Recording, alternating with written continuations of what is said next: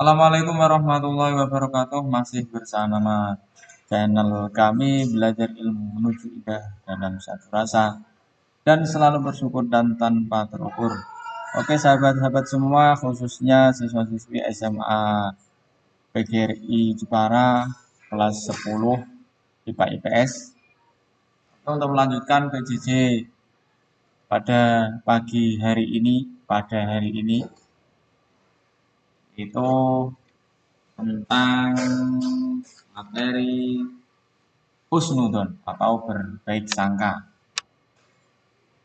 Oke, seperti biasa, sebelum belajar kita awali dengan pembacaan doa dahulu. PJJ pada pagi hari ini kita awali dengan pembacaan suratul Fatihah, lanjutkan doa sebelum belajar. Kita mulai ala hadhihi niyyah wa ala niyatus sholihah wal ijabah al-Fatihah. A'udzu billahi minasyaitonir rajim. Bismillahirrahmanirrahim. Alhamdulillahirabbil alamin. Arrahmanir rahim. Maliki yaumiddin. Iyyaka na'budu wa iyyaka nasta'in. Ihdinas siratal mustaqim. Shiratal ladzina an'amta 'alaihim ghairil maghdubi 'alaihim waladdallin. Amin. Raditu billahi rabba wa bil islami dina wa bi Muhammadin nabiyyan wa rasula. Rabbi zidni ilma warzuqni fahma. Amin ya rabbal alamin. Oke, next kita lanjutkan materi pada pagi ini yaitu husnudon atau Quran surat Al-Hujurat ayat 12. Sebelum kita awali dengan pembacaan surat Al-Hujurat ayat 12, kita bahas terlebih dahulu tentang pengertian husnudon. Husnudon itu berasal dari bahasa Arab. Yang pertama, husnu itu artinya baik dan don itu artinya buruk. Bisa diambil kesimpulan bahwa husnudon adalah cara pandang seseorang yang membuatnya melihat segala sesuatu secara positif. Seorang yang memiliki sikap husnudon akan mempertimbangkan segala sesuatu dengan pikiran jernih, pikiran dan hatinya bersih dari prasangka yang belum tentu kebenarannya. Oke, next. Oke, sebelum pembahasan surat Al-Hujurat ayat 12 kita baca dulu. Seperti biasa kita niati membaca Al-Quran supaya kita dapat kebaikan, keberkahan dan sesuatu yang baik-baik menimpa pada kita semua. Oke, a'udzubillahi minasyaitonirrajim. Bismillahirrahmanirrahim. Ya ayyuhalladzina amanu ijtanibu katsiran minadh-dhanni inna ba'dadh-dhanni ismun wa la tajassasu wa la yaghtab ba'dukum ba'dha ayyuhibbu ahadukum ayyakula lahma akhihi maitan fakarihtumuh wattaqullah innallaha tawwabur rahim. Saya ulangi sekali lagi. A'udzu billahi minasyaitonir rajim. Bismillahirrahmanirrahim. Ya ayyuhalladzina amanu ijtanibu katsiran minadh-dhanni inna ba'dadh-dhanni ismun wa la tajassasu wa la yaghtab ba'dukum ba'dha ayyuhibbu ahadukum ayyakula lahma akhihi maitan fakarihtumuh wattaqullah innallaha tawwabur rahim. Yang artinya, wahai orang yang beriman, jauhilah banyak dari prasangka. Sesungguhnya sebagian prasangka itu dosa. Dan janganlah menggunjing satu sama lain. Adakah seorang di antara kamu yang suka memakan daging saudaranya yang sudah mati? Maka tentulah kamu merasa jijik kepadanya dan bertawakal kepada Allah. Sesungguhnya Allah Maha Penerima Taubat lagi Maha Penyayang. Ya, ini arti perkatanya bisa dilihat sahabat-sahabatku semua. Anakku, sahabat-sahabatku semua. Oke. Nah, ini teks ya. Nanti bisa di screenshot. Oke. Salah satu hadis yang menerangkan tentang husnudzon. yang diriwayatkan oleh Imam Bukhari yang bunyinya Bismillahirrahmanirrahim. Iyyakum dhanna fa inna dhanna aqdamul hadis. Ulangi. Iyyakum iyyakum dhanna fa inna dhanna aqdamul hadis. Jauhkanlah dirimu dari prasangka buruk karena sungguhnya prasangka itu adalah perbuatan yang paling dusta.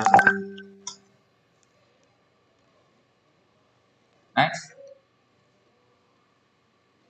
Kandungan Quran surat Al-Hujurat ayat 12. Yang pertama, orang-orang yang beriman dilarang berburuk sangka atau menduga-duga karena bagian prasangka atau menduga itu dosa. Menjadi prasangka tidaklah dilakukan dengan sungguh-sungguh sebab memerlukan perjuangan dan pengorbanan. Bukankah prasangka itu menyenangkan dan mendorong seorang untuk mengungkap perkara tersebut dengan menceritakan kepada yang lain yang belum tentu prasangka itu benar. Yang kedua, orang-orang yang beriman dilarang tajasus atau disebut juga mencari kesalahan orang lain.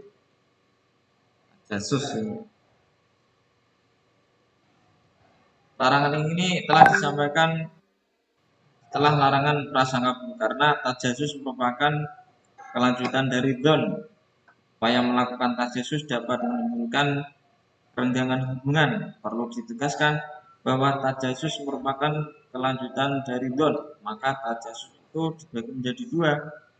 Tajasus yang dibenarkan adalah tajasus dalam konteks pemeliharaan negara atau untuk menampik mudarat yang sifatnya umum seperti memata-matai musuh atau pelanggar hukum. Yang kedua, tajasus yang dilarang adalah tajasus yang berkaitan dengan urusan pribadi dan hanya didorong untuk mengetahui keadaannya. Ingatlah sabda Rasulullah, siapa yang menutup aib saudaranya, ia bagikan menghidupkan seorang anak yang dikubur hidup-hidup.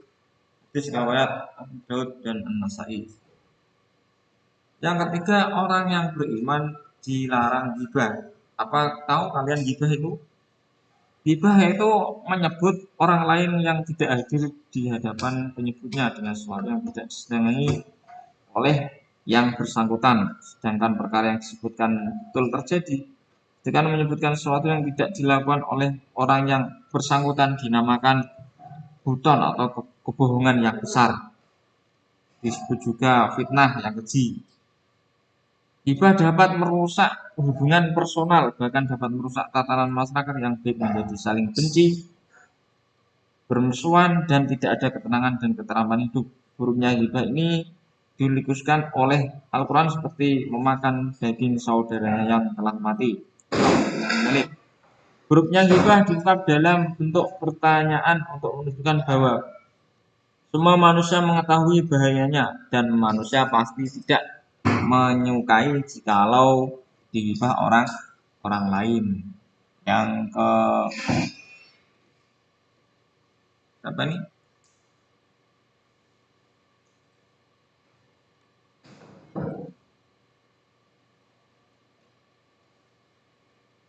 Yang keempat, orang beriman diperintahkan untuk bertakwa.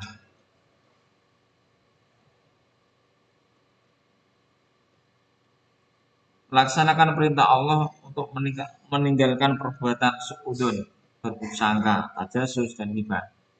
Jika orang beriman terlanjur berbuat, hendaklah minta maaf pada orang yang terkait dengan tiga perbuatan tersebut dan mohon ampun kepada Allah atas perbuatan yang dilakukan. Sungguhnya Allah menerima taubat dan penyayang.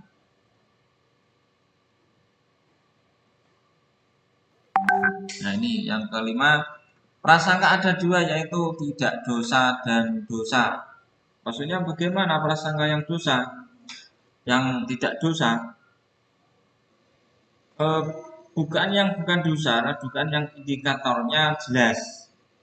Antaranya perincian hukum keagamaan. Ada sebagian hukum didasarkan pada argumentasi yang bersifat don atau dugaan, dan tentu saja hasilnya pun adalah dugaan. Yang kedua, dugaan yang dosa. Yang bagaimana? Dugaan yang buruk terhadap pihak lain yang tidak memiliki indikator yang memadai atau dasar alias ngawur. Oke, next ya. Apa manfaat dan hikmah berbuat husnudzon? Yang pertama, jika seorang itu apa berbuat husnudzon, pertama bisa menghayati dan menyadari pentingnya husnudzon terhadap Allah, diri sendiri dan sesama. Yang kedua, dalam menghadapi perjalanan hidup berbesar hati atau tidak mudah asa, karena apapun yang terjadi pada dirinya senantiasa berhusnudzon pada Allah, pada yang lainnya. Yang ketiga, menghindari sifat egois yang mau benarnya sendiri, paling sempurna dan melampaui batas, yang akhirnya akan dilakukan oleh Allah Subhanahu wa taala.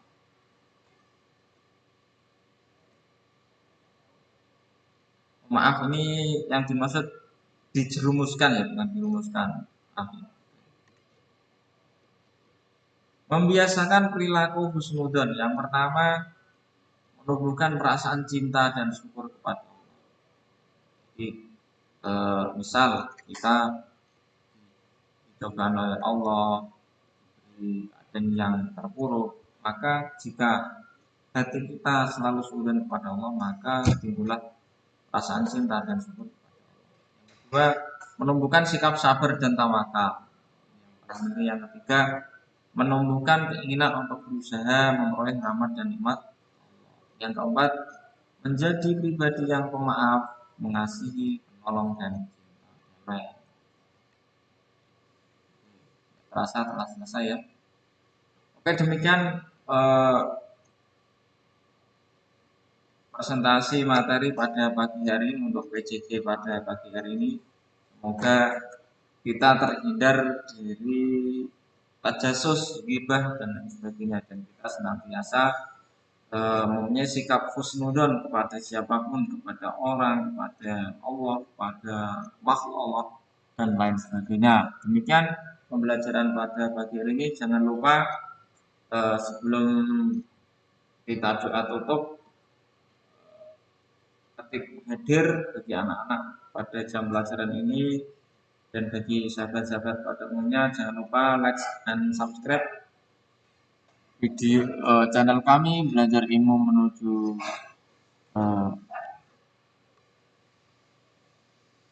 channel kami Belajar Ilmu Menuju dalam satu rasa, dan selalu bersyukur dan tanpa ukur. Kita sudahi pembelajaran pada hari ini dengan membaca Allahumma arinal haqqa haqqa warzuqna ittiba'ah wa arinal batila batila warzuqna ijtinabah. Amin ya rabbal alamin. Demikian dari kami. Apabila ada salah kata yang dari awal sampai akhir, saya minta maaf yang sebesar-besarnya. Kritik dan saran kami tunggu. Oke, terima kasih. Wassalamualaikum warahmatullahi wabarakatuh.